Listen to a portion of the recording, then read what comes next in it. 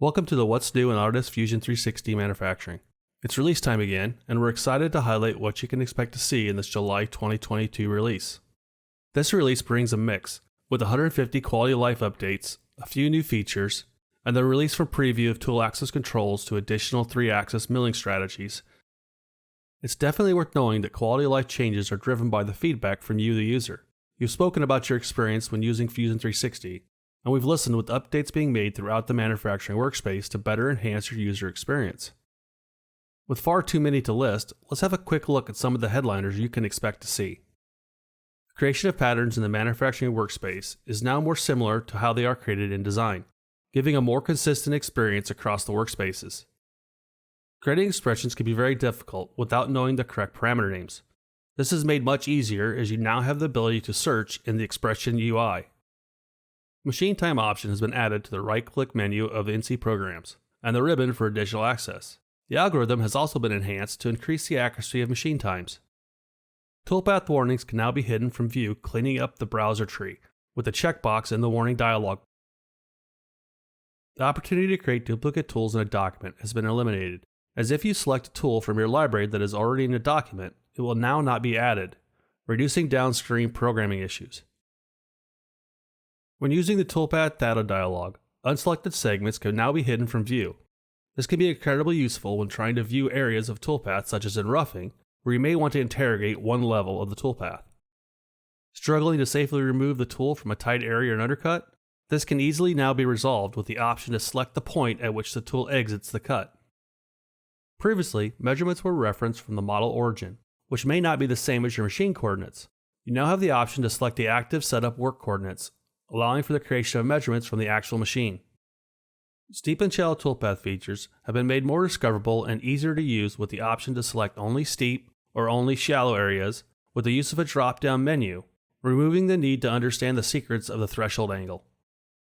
When using the blend toolpath, you have the option to determine the direction of the passes, but this can be a bit difficult to use as it's unclear what direction one way or the other way is, causing you to flip a coin and hope that you're correct. A graphical arrow has now been added, showing the direction you are choosing. The option to preserve the order has been added to the 2D chamfer toolpath, giving you greater control of the machining sequence, as chamfers will be machined in the order that you select them. Threading tool versatility has been increased, allowing its use in turning chamfer operations. When programming turning toolpaths, the spun profile and rest material information can be useful, but it can clutter up the workspace. These can now be turned off from view and be shown only when you need them. When simulating toolpaths, the stock turning direction can now be shown with graphical arrows. By checking on the new Show Spindle direction, which can be found in the View section of the simulation dialog. Packing details have been added to the Nest Info panel and Compare dialog, allowing the user to identify the material to be used. We've also made several improvements to the Arrange tool, including displaying the envelope boundaries when selecting the Arrange item in the timeline. This allows you to quickly and easily see more information without the need to open the dialog. Alongside this, we have dynamic highlighting on feature selection. We're now preserving the last used settings to improve productivity. And lastly, holes and cutouts in your envelopes are now not shaded, giving an improved look and feel. Manual inspection now allows for measuring between holes with numerous additional UX improvements. Probing and probe geometry now use the same font, giving a consistent look and feel to the experience. The workflow when positioning parts in an additive setup has been enhanced, with many commands automatically selecting the component when only one is available. Yellow part shading, which previously warned that the component was close to an edge, has been removed to reduce setup confusion.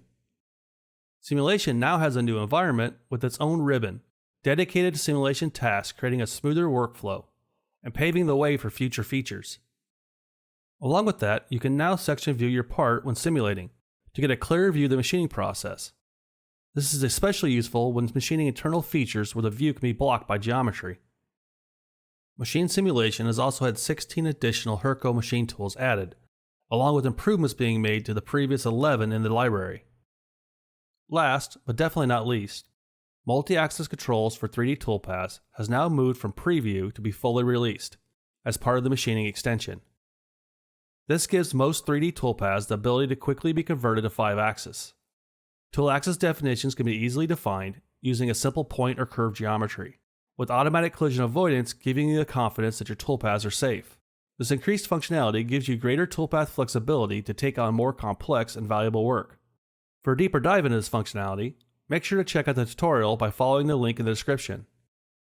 Thanks for watching this update, and don't forget to check out the blog post to learn about what else is new in Autodesk Fusion 360.